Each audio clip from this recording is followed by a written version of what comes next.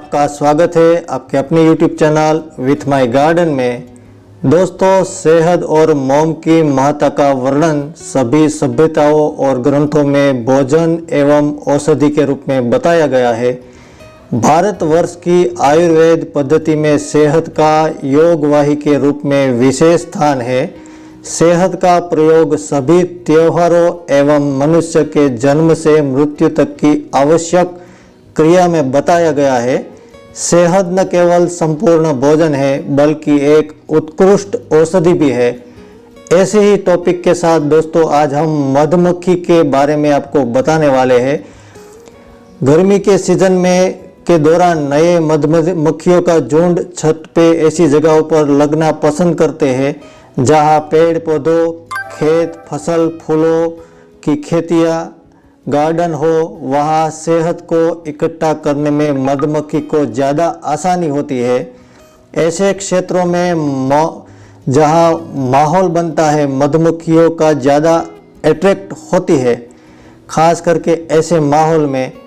और मधुमक्खियों के कई फूलों का रस मुंह और पग के सहारे तकरीबन 10 किलोमीटर तक चली जाती है और छत्ते में वापस वो शहद इकट्ठा करने लगती है। हमारे गार्डन में भी पहली बार दोस्तों मधुमक्खी का छत्ता लगा है। दोस्तों, ये वास्तु शास्त्र में भी मधुमक्खी के छत्ते के बारे में कई मान्यता है।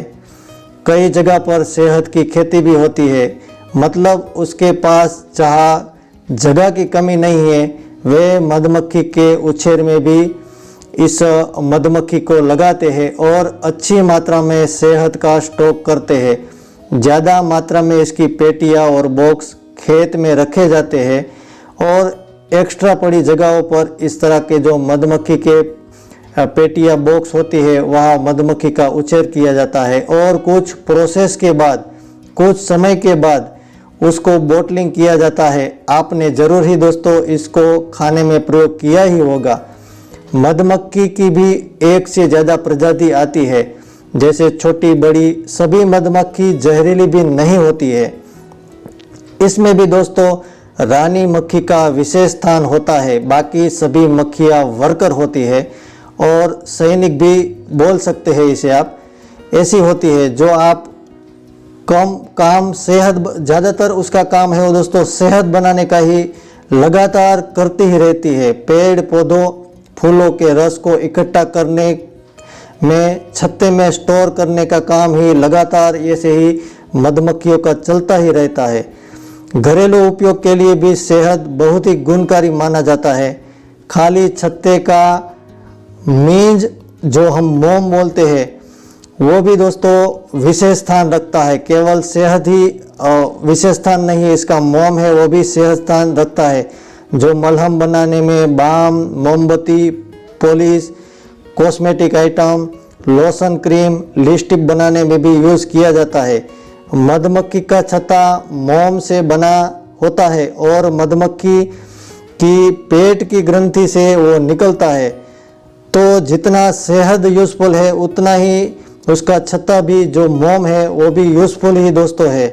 दोस्तों वैसे तो एक कहावत भी है, आपने सुनी भी होगी, जिस दिन मक्खियाँ ख़त्म होगी कुछ समय के बाद मनुष्य प्रजाति भी खत्म हो जाएगी, क्योंकि हमारा जो अनाज, फल इत्यादि बनाने में मधुमक्खी का अहम रोल माना जाता है।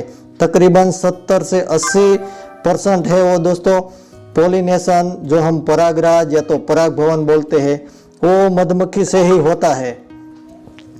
खास तो दोस्तों इसमें जहाँ मधुमक्खी का आना जाना हो उस फार्मिंग में, खेत में या तो गार्डन में पोलिनेशन इतनी अच्छी मात्रा में होती है कि जहाँ दोस्तों जो किसान लोग होते हैं वो अनाज की जो उपज लेते हैं या तो फल इत्यादि का फार्मिंग होता है, उसमें पोलिनेशन है वो बहुत ही अच्छी मात्रा में होता है और ज़्यादा फल, फसल या तो जो गार्डन में लगे हो उसमें दोस्तों फ्लावर भी होए और लगातार ज़्यादा जो प्रोड्यूसन होता है उसका मतलब ये वो बढ़ जाता है, तो खेती की उपज भी बढ़ जाती है। तो एकदम ये फायदेमंद मधुमक्खी है। बाकी तो कई सारी मान्यताओं से भरा हुआ होता है। कई जगह पर आपको इसको अशुभ भी बोलते हैं, कई शुभ भी बोलता है। लेकिन मेरे हिसाब से तो दोस्तों मधुमक्खी है वो बहुत ही शुभ मानी जाती है। तो वास्तु के लिहाज से हम नहीं देखेंगे तो जैसा कि ये एक हमारा जीव ही है दोस्तों, मधुमक्खी नहीं बचेगी तो मनुष्य जाति भी नहीं बचेगी, तो है ना दोस्तों, ये विशेष स्थान इसका भी। तो अभी दोस्तों मधुमक्खी के कम होने के भी कुछ कारण है, तो शायद आपने भी इसके देखे होंगे, लेकिन कुछ ना कुछ रास्ता है वो दोस्तों नहीं निकल रहा होगा। तो मधुमक्खी के ख़त्म होने का दोस्तों या तो कम होने के भी कारण है, उसमें से मैं आपको कुछ बता देता हूँ। जैसे कि दोस्तों जंगलों का कम हो जाना, पेड़ पौधों की बड़ी मात्रा में कटाई छटाई हो जाना, इसके साथ ही मधुमक्खी के सेहत ज़्यादा लेने के चक्कर में इसके छत्ते का दोस्तों है या तो इसके जो सेहत का है, तो इसका घोंसला है वो दोस्तों तोड़ देते हैं, इसका छत्ते को जो हम घोंसला बोलेंगे दोस्तों। और दोस्तों ये खेत में यूज़ आने वाली कुछ जहरीली दवाइयों का छंटकाव हम जो पेस्टिसाइड है उसका करते हैं या तो फंजीसाइड है उसका यूज़ करते हैं।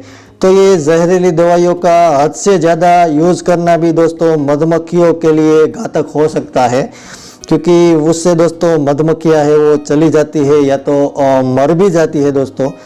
और साथ ही दोस्तों कुछ हमारी जो कम्युनिकेशन है जिससे हम बात कर रहे हैं, मोबाइल जैसी चीज़, उसके टावर लगे, काफ़ी उसके ऊपर भी रिसर्च चल रही है दोस्तों। तो ऐसे कुछ इससे भी ज़्यादा कुछ और भी हो सकता है दोस्तों। तो कुछ ऐसी नई टेक्नोलॉजी के कारण भी मधुमक्खियों का कम्युनिकेशन है वो उसमें विक्षेप होता है, तो उससे भी दोस्तों मधुमक्खी है वो चली जाती है अपने स्थानों से या तो मर जाती है। तो इसके भी अच्छे रिजल्ट नहीं देखने को मिले हैं। तो ऐसे कई कारण है दोस्तों जो इसके वजह से मधुमक्खियों को परेशानी होती है, जो उसका जतन है दोस्तों कुछ हद तक हम ढंग से नहीं कर पाते हैं।